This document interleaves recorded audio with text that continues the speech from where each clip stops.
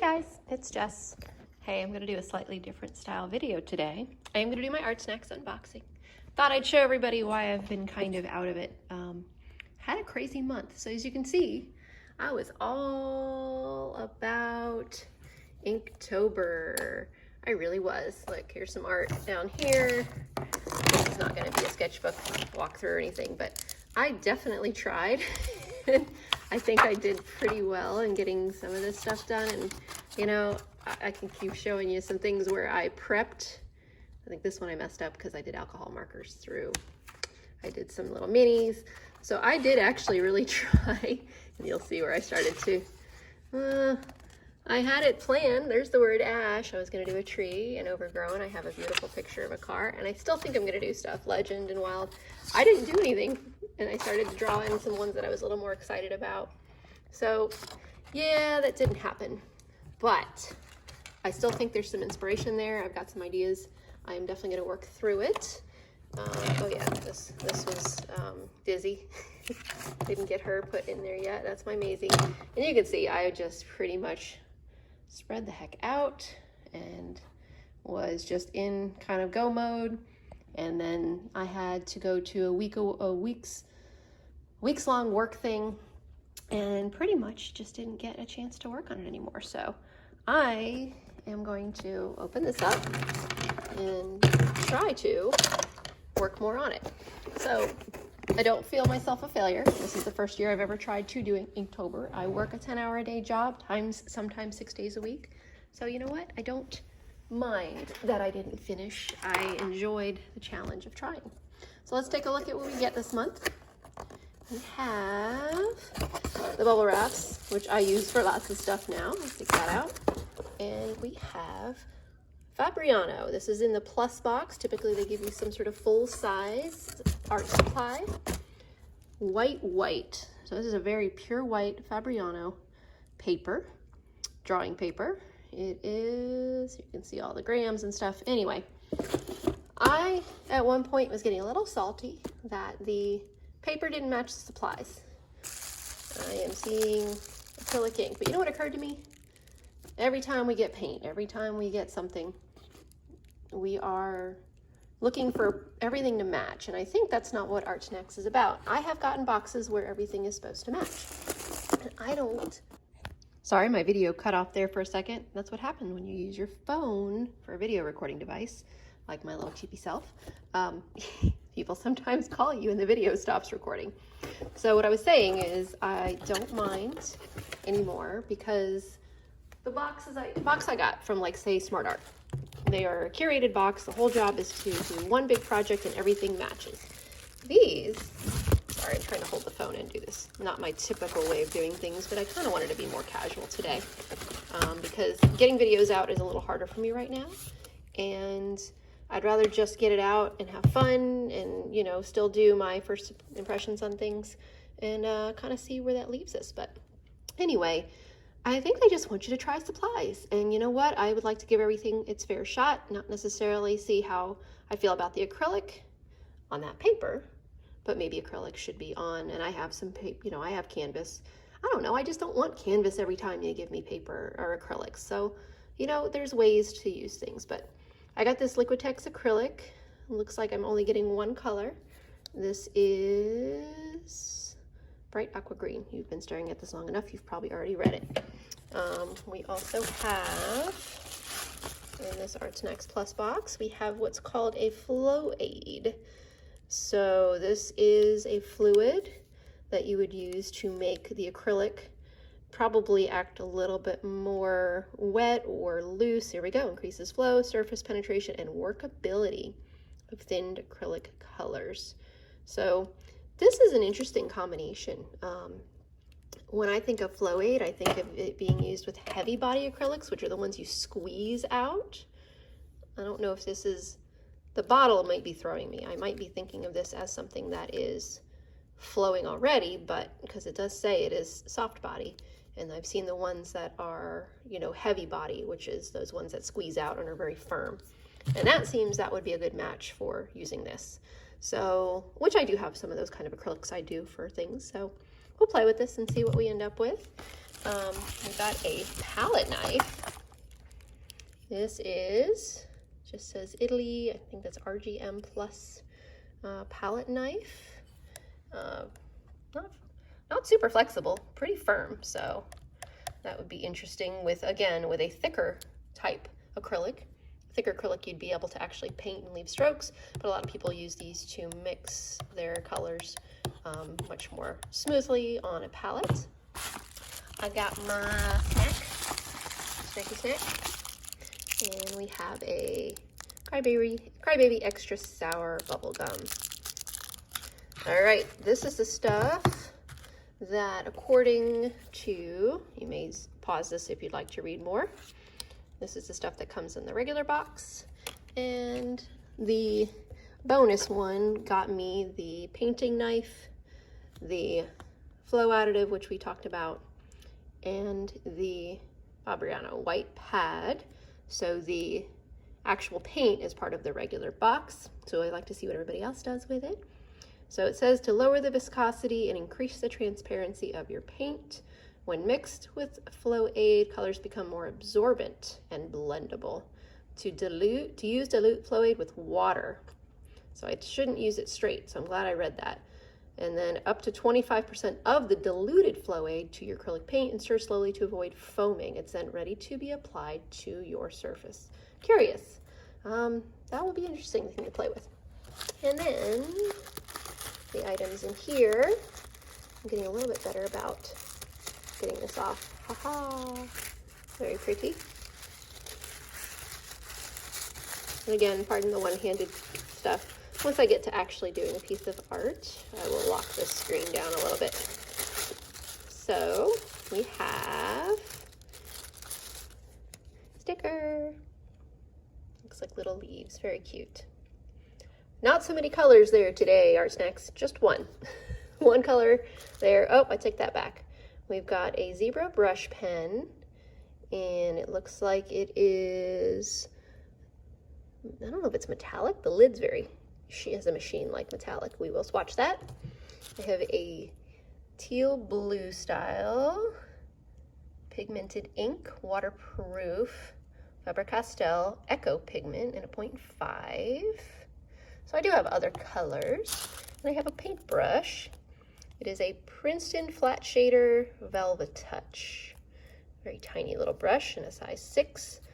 And they call those little brushes with the flat, if it's very rectangular, it is a flat brush. If it is tapered at the tip, it's called a shader. So yeah, let me get everything unpacked, get myself spread out, get everything, the camera set up, and let's see what we can do with this. All right, guys, I got things a little more set up. So this white paper by Fabriano, it's an 8x8. It looks like it is supposed to be the whitest paper on the market. So it's got 20 sheets.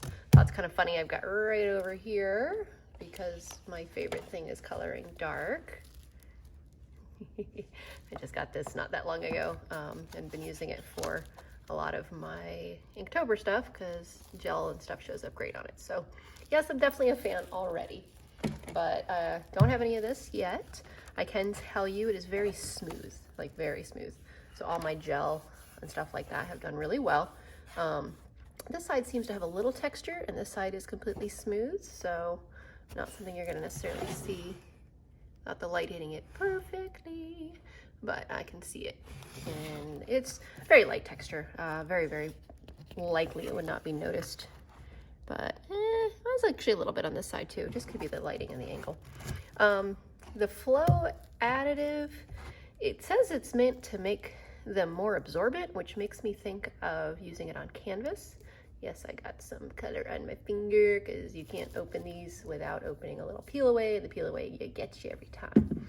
But when it talks about making it more absorbent, and I think about painting with acrylic over canvas, how it kind of almost floats over the grooves, this almost makes me think that just like something wet versus something dry, wet would kind of soak in more.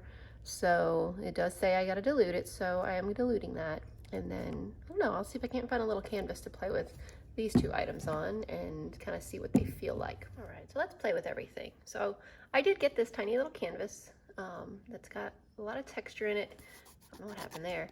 Anyway, I figured this would be a good way to try and see what the acrylic paint acts like without this. I went ahead and mixed this 20 to 1. I just used basically 5 teaspoons and mixed it with 1/4 of a teaspoon of the acrylic, and you're supposed to use this no more than 25% of your acrylic, and again, that's supposed to make it absorb better. So we're going to try, I'll just probably use this as like a background color and just kind of compare it by itself versus when it's mixed.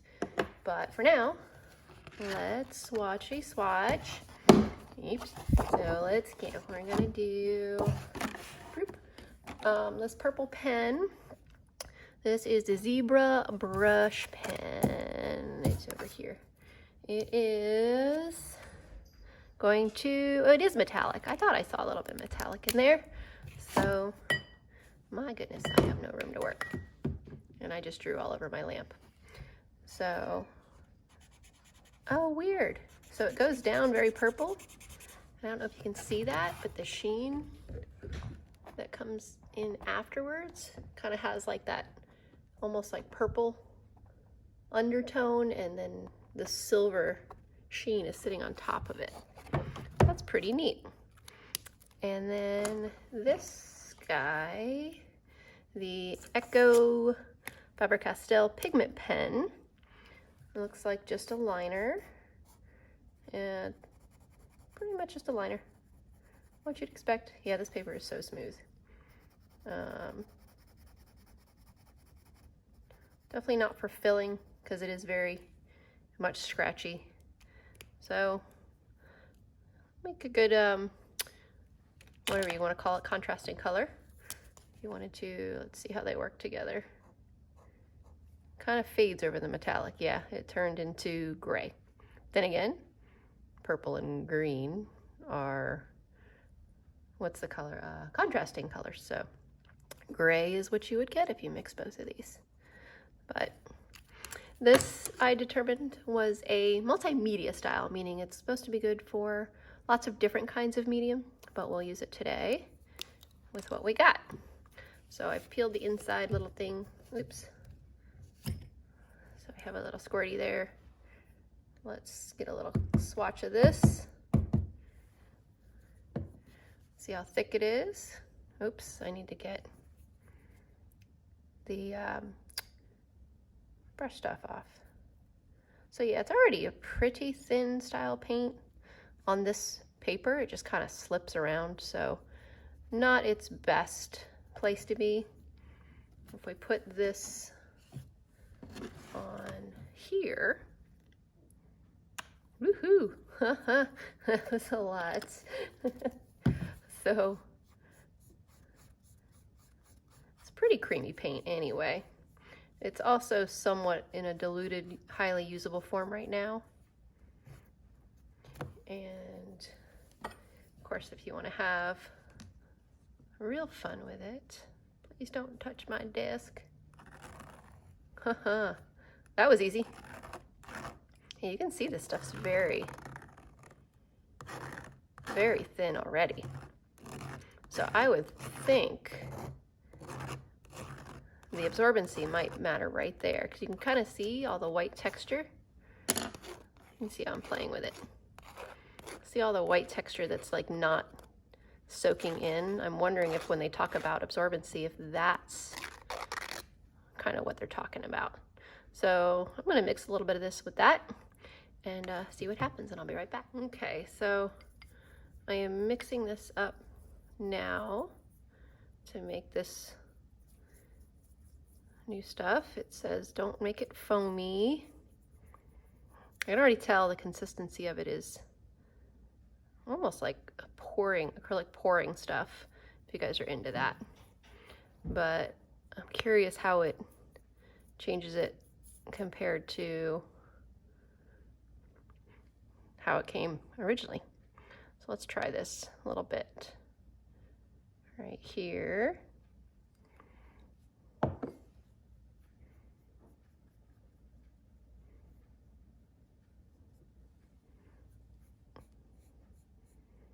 We still got the little white things going on. So I don't know. Acrylic's not my thing. I will say it feels like the product kind of stays blendable longer than usual. So maybe if I'm just using it maybe as a thinning. Let's see.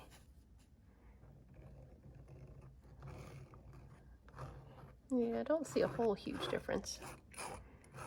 This does help get all the paint all over pretty quick though. Makes some pretty texture. But what should I do with it, guys? What should I make with blue, slightly green, and a metallic purple?